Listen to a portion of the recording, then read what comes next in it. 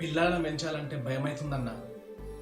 ఒక శిష్యుడు ప్రయోజకుడు కాకపోతే ఆ తప్పు గురువుది. అలాగే పిల్లలు సరైన మార్గంలో వెళ్ళకపోతే ఆ తప్పు ఖచ్చితంగా తల్లిదండ్రులదే.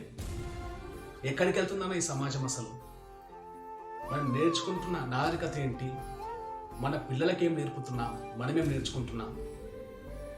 నిజంగా ఎంత దారుణం ఇది. 3వ తరగతి పిల్ల పాప పైన కూడా, అది కూడా ఒక పసిపిల్లలు, నిన్న మొన్నటి వరకు క్రూర మృగాలు,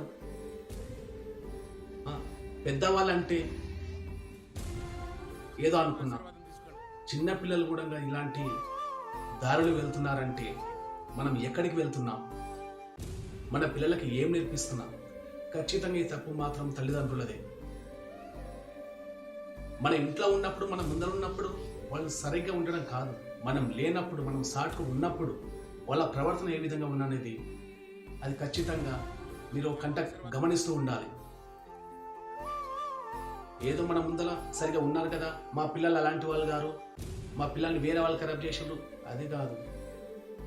మన పిల్లలు ఎంత మంచి వాళ్ళైనా చేరిపోవడానికి ఒక చిన్న అంశం చాలు. అసలు నాకు తెలియక అడుగుతా, అసలు ఫోన్లు ఎందుకు ఇవ్వాలి పిల్లలకు? మనము ఫోన్ లేకుండా, మన తల్లిదండ్రులు ఫోన్ లేకుండా మనం ఎదగలేమా?